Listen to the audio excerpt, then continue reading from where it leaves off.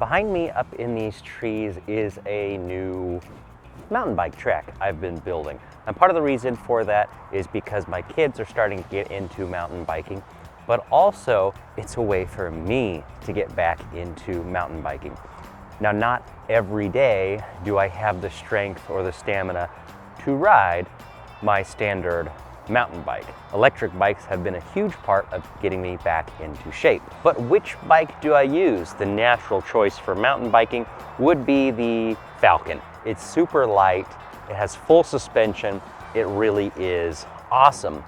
However, there are a lot of Area 13 or Bolton Blackbirds out there, and it's still a really great competitive bike. So I've decided to take this particular Blackbird and start modifying it to better suit my needs. Some of these modifications are going to be set up specifically for me. For example, I want to put on a shorter stem right here instead of the adjustable stem, because I feel like that will fit the length of my arms and my reach a little bit better while still maintaining the overall height and size of the bike and the 26-inch tires, which I prefer. Other things, however, like this new controller box, this is a prototype, not the final version, or these new battery mounts, which make the battery extremely rigid. Those are things that apply to everyone's Blackbird. So there's really two reasons for doing this.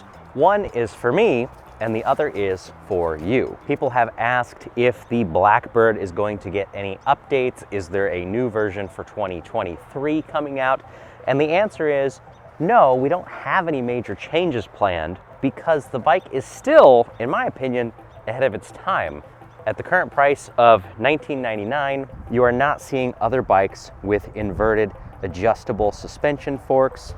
You're not seeing bikes in this price range with 9-speed SRAM cassettes or 203mm rotors with really good brakes. We're just starting to see bikes coming with torque sensors in the bottom bracket set up with a hub motor. Very, very few have had that over the past few years. I think 2023 is the year that's maybe starting to become more mainstream on bikes. So I would say that people are catching up in some ways to the components on the Blackbird, but they're not there yet. And the advantage to this little experiment of mine is that everybody who already has a Blackbird can benefit from the parts that I am making. I'm going to make all of these parts readily available on our website. So if you want one of these open controllers that's much better for airflow, keeps the controller a lot cooler, you can get one for a Blackbird you purchased anytime within the last few years, and it's going to be directly compatible. The same goes for these mounts for the battery cradle and anything else I might develop. And of course, if you guys have additional ideas or products you want specifically for the Blackbird, please let me know. So here's a few things that I have in mind for my specific bike. I already mentioned I'm going to change the stem out to something that fits me specifically.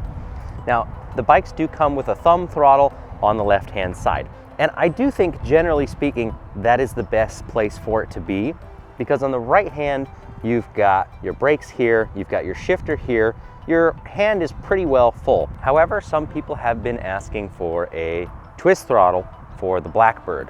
Now, it's a little bit tricky to get a twist throttle that fits with the shifter right there, but we're having one made right now, so those will be available soon. Now, since my goal is to use this with my kids on a more mountain bike style trail, I am going to remove a couple of things. One of those is going to be the fenders. I think fenders are great for commuting, but that's not what I'm going to be using this bike for right now. So both front and rear, I'm going to pull those completely off. I'm a little undecided on the rack because it really is useful when you need it, but I think it's probably going to come off, which means I do need to make something else because I want to keep the rear taillight function. So what I'm going to have to do is design a mount for the taillight to go somewhere else on the bike. Now, because I haven't done that, I'm open to suggestions, but I think probably the best place is going to be right up here somewhere. Don't hit that. Maybe it's using these existing mounting holes since the rack's not going to be there, and it's lifted up enough that you can see it over the rear tire. Maybe it mounts on the seat post. And speaking of seat posts, that is something that has been changed on the Blackbirds. The manufacturer rating for this on its weight capacity went down, which is why we don't include them on every Blackbird anymore. They're available separately, but you got to check the weight requirements and see if it's a good fit for you. I'm probably going to change this out to a seat dropper with a remote lever somewhere up on the handlebars. I have one of those on my normal mountain bike and it really is awesome. So I think I'm going to do the same thing here, and I'll probably show you guys how I add that. So this is going to be an ongoing project. I want your feedback. I want to know, if you have a Blackbird, what part would you like to see? If you're considering the Blackbird, what would be an upgrade you would like to have as an option? But let's get started and make a couple of these today. First, let's talk about that controller box. If you have a Blackbird now, your controller box is going to look something like this. And depending on when you got your bike, it's gonna have some vent holes in it. Originally, they were a vent that we made here in the US. I made them in like little symbols of the Blackbird. That got to be kind of time consuming. We eventually got the manufacturer to put holes in the controller box before they came over. But the truth is, this box is just not the best thing for this bike. It's big, it's kind of bulky. Yeah, you can hide some of the wires inside, but it just doesn't have that much airflow. And one of the issues I see with that is it's possible to just get too much heat built up in here. And if you really want to crank up the performance of the Blackbird, you have to get rid of all that heat. It has to go somewhere. And that's why I was messing with different controller box designs like the one I just showed you on the bike. Now that one actually had too many holes. Not that that was an issue for the controller itself, it's just that manufacturing wise, it was difficult. It caused a weaker part, it caused more time to actually have it printed. It just didn't work all that well. So this is actually the final version. So the controller sits inside right here. These two grooves are to sit onto the frame. And then instead of a normal zip tie, we're using these. These are actually called a grip lock tie, if I have the name correct. But they have this rubberized coating and they have a little tab, so they're actually removable. These were designed for aircraft because they can hold cables nice and tight. They don't move around and the zip ties aren't gonna cut into anything.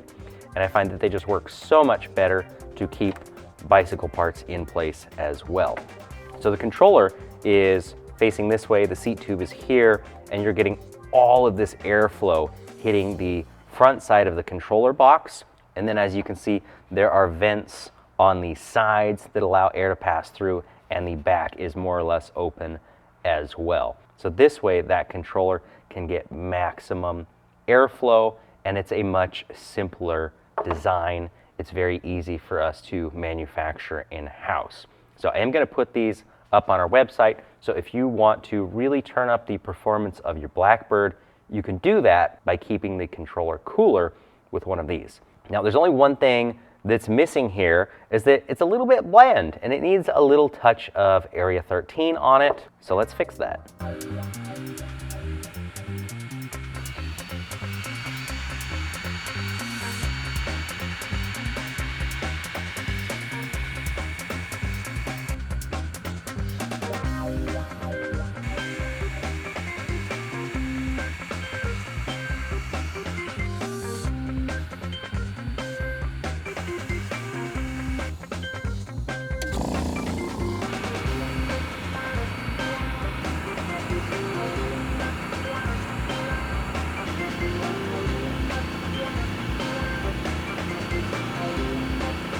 I think that looks much better and much more professional.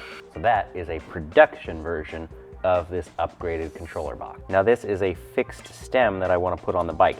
It's much shorter, it's not adjustable, but I think this is going to fit me personally better.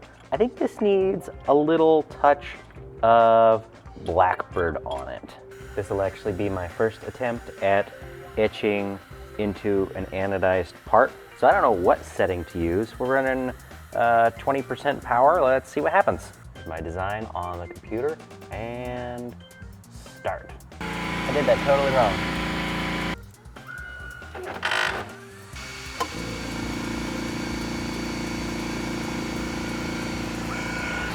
Not bad. I think it could be a little bit brighter, so let's do another pass, a little more power.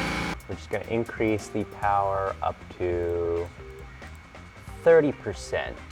I like the look. It's a little hard because this part is curved, so it's a little lighter on the edges than in the middle. So maybe if I do multiple passes, I'll get that result everywhere. 40%. I do like the outlined look though, so I think I'm gonna leave that. Not bad. I think it's improving.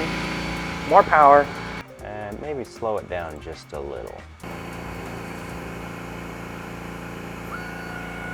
All right, we're going for it. 100% power. Honestly, the laser performed perfectly. It's just a little tricky when this surface is curved. Oh, in case you haven't figured out, this video is sponsored by Oyster. They sent me the Laser Master 3, which is awesome for all sorts of garage projects. You can engrave on metal, 3D prints. I even engraved on my baseboard I put in here, so I have dimensions so I know where my parts are in relation to where they are on the computer screen. And this thing can also cut. And when I say cut, I mean it can cut. It can do nearly a 3/4 inch piece of plywood in a single pass. This thing is powerful. I'm still finding out what it can do, what its limitations are, what the best settings are, and I'm learning as I go. If you want to see more about this laser and projects I make with it, I will put a link in the description to a full review video that I've made. So there's my custom stem all ready to put on the bike. That's going to put the handlebars quite a bit further back, which I think is going to be great for handling on these trails. I'm going to leave my prototype controller box on there, and I am going to send one of you guys this good production ready one. So again, if you want one of these, check out area13ebikes.com. This is designed specifically for the Blackbird. Please leave me a comment. Let me know what you want to see done next on the Blackbird. Maybe you want to see that tail light modification where we remove the rack and move the tail light up here, the seat dropper, or something I am completely missing, because there is so much we could do. The options really are limitless, but I want to make the Blackbird a better bike and make all of these parts retrofit onto your existing bike if you've already got one.